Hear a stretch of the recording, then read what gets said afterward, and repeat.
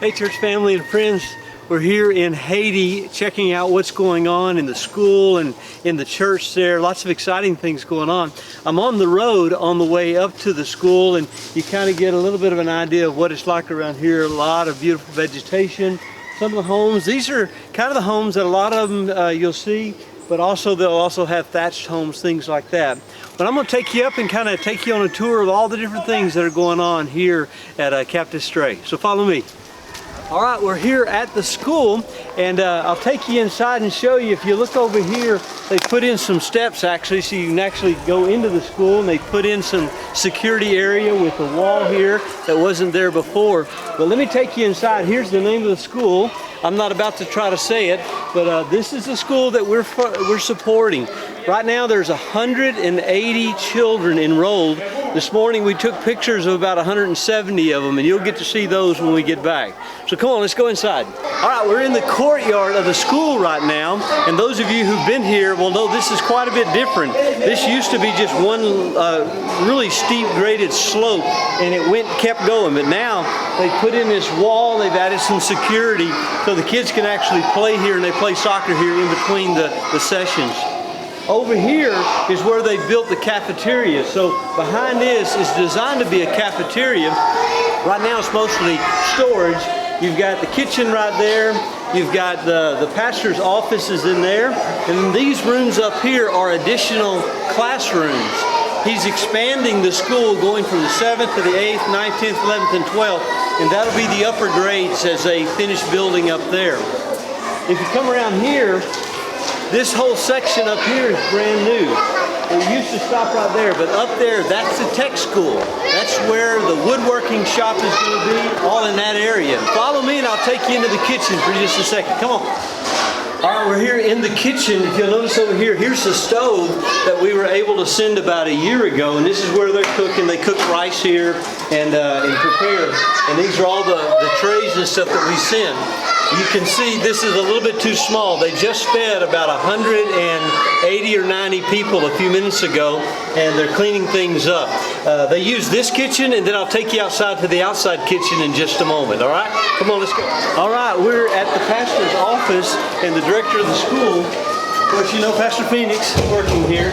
And this is his office, but he's got another one right above, and he's going to be moving up pretty soon to go up to that office as well. So he's computing right now. So let me take you on back to the back. I'm going to take you back to the old kitchen, which still is the kitchen now. Follow me this way.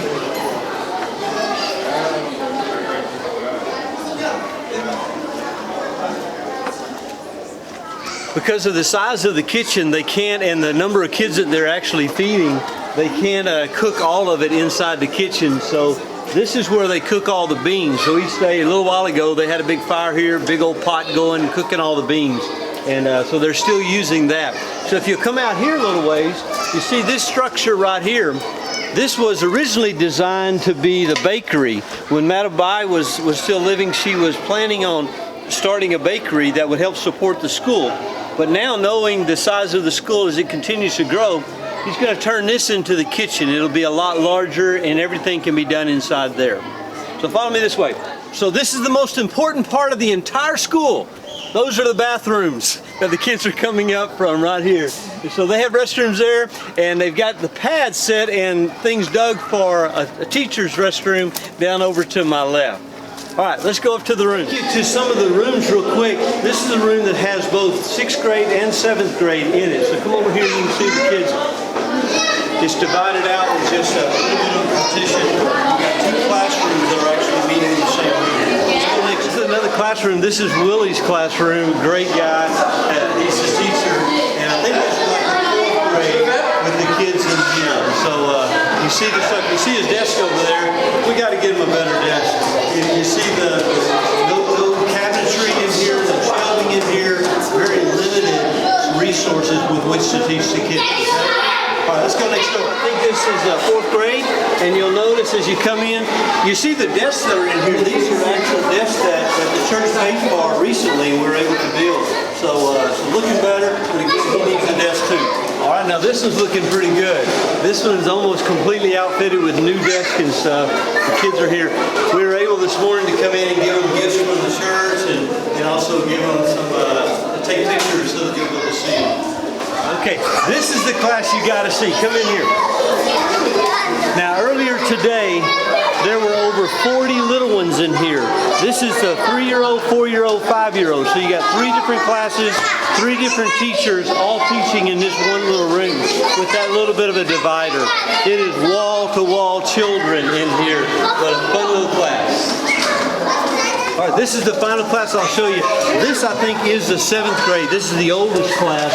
It's got just a fewer kids in here. And so after this year, hopefully, if they're able to provide, they'll be able to go into the 9th grade. I think this is 8th grade. They'll go to the 9th grade if they can add that class on. All right, let's go upstairs. All right, I'm in the corridor now, and we're heading up to the top. And this is where all the new construction is taking place. We'll see the solar field as well as the sewing school and woodworking shop. So follow me up. Watch your step. All right, we're standing in front of the room. I can't get in right now, but that's where there are $200,000 worth of solar equipment mounted in that room right now. And if you'll watch over here, we have the solar field that powers that room. We got a little bit of a problem. It worked for about a year, and that was allowing us to provide electricity and water to the community all the time. But something is busted and broken down, so we're about to try to get that repaired, get things up and running again. Right now they're functioning primarily off of their generators that are gas operated. So in time, this floor and that will be made into 2 more classrooms, and we'll take the solar field and put it up on top of the roof that'll be coming off of this roof over here. So that right there is the sewing school. Let's go take a look inside. All right, I'm coming inside the sewing room. It's a good sized room. It looks to be about 20 by 25, something like that. But it'll be all cleaned up. And just know we've got all the equipment's already there. It's all in that building I showed you a moment ago. So everything is there. And so next thing has to happen is the rafters put in here. Those are already fabricated. Put the roof on and then run electricity. And then we're ready to set this thing up and start actual production here in this room. So all of that could begin within the next 6 weeks. So really excited to see that happen. We'll go next door, you'll see the woodworking shop. Come on. I'm standing in a part of the woodworking tech shop. This is where a lot of the construction will be finished out. This will kind of be the finishing room. And next door is the larger room where all the equipment will actually be. So walk with me in here. This is all brand new construction. This is actually what you gave to see happen just recently. So all of this is new construction. It's already been paid for. Everything that's needed has already been given. Next step on this is finishing out here and then putting in the electricity and then building out all of the places for the power tools and stuff. And the good news is all the money has already been given for all the power tools. So it's just a matter of getting it here. So we're finishing up right now, getting the funds that are necessary to ship that truck with all the equipment so that hopefully within 6 to 8 weeks, we could see production beginning right here.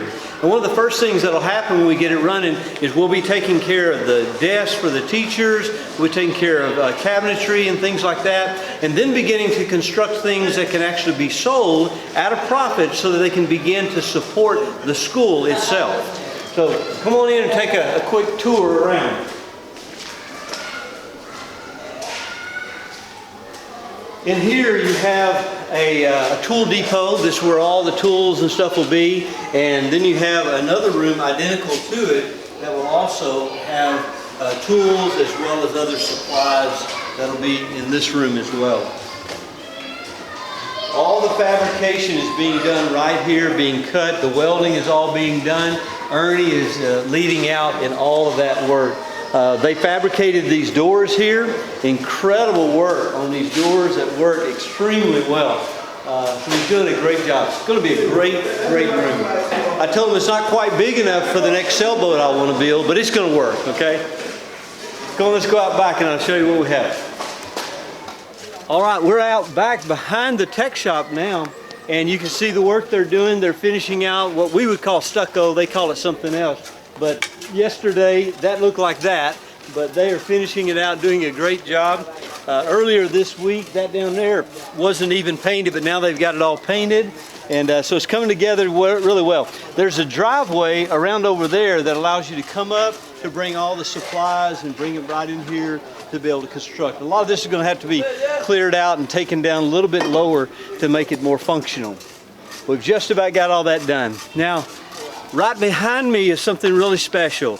This is the burial spot for Madam Bai.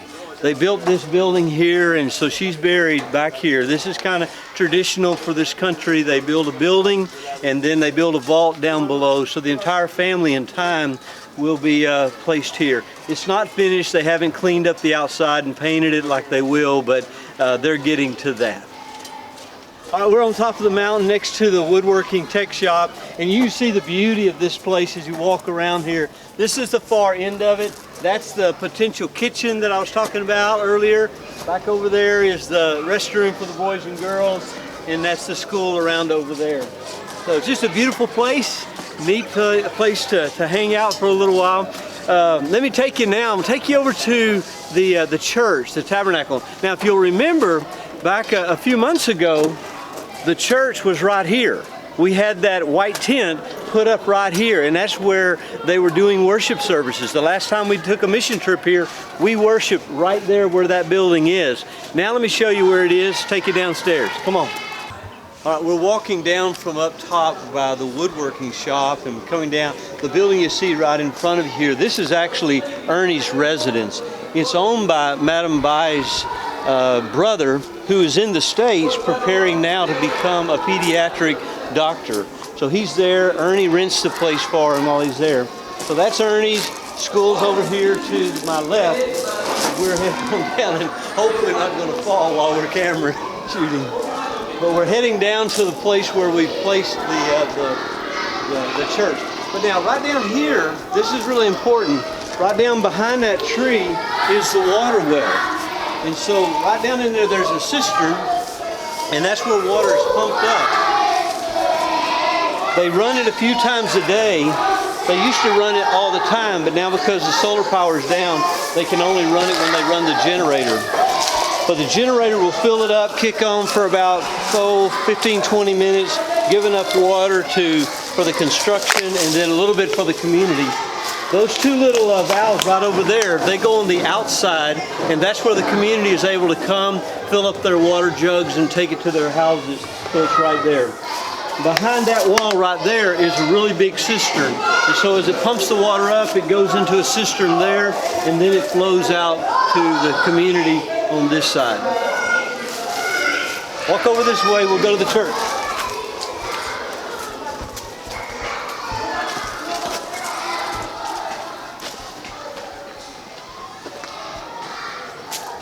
All right, this is church. Come on in. This, I think, is the second canvas that we've put up. These things work really good until the wind blows really hard. And the wind blows really hard here quite often. So when it was up there, it got blown down twice, but fortunately we had already sent an extra canvas and they were able to put it up. This is the final canvas that we have, but it's a little more protected down here, so hopefully it'll last. They did come in and they put this flooring in. It's not a full concrete slab, but it is a surface that's cleanable, and it works much better than the mud that was there before. Those of you that have been around a while will remember what used to be here. Right over in this area was where that tin building was. You remember I called it the chicken coop. And maybe we'll show some pictures right now with some B-roll, but it was right there. But now they're able to worship in this area. About a year and a half ago, we sent the funds and we were able to have all these pews built. And so they pack this place out every Sunday morning and then multiple times during the week as well. I'll take you around the corner just a little ways from here, and it's a plot of land that we assisted them in purchasing, and so it's big enough to put a permanent building on. And that's one of the reasons why we're here this time, just looking and brainstorming, trying to come up with what's that going to need to look like to reach the community. And just know that in this general area, there are no other churches that are active. I've not seen another church building out here. And like I said, there's 180 children in there, and that means there's a lot more adults and family members all around. So these woods are filled with people and no real connection. Even though Tiguave is only about maybe 6 miles from here, most of these people can't get there. They can't pay for a motorcycle or for a tap-tap to get them even to the town. So most of them are here all the time. So building a church that's going to become like a center of the community is the vision that Pastor has. A place where the whole community will gather, not only for worship, but also for other things that'll unify this community and basically elevate the whole social, economic, spiritual, communal temperature of this community. So let's go and take a look at what we're looking at.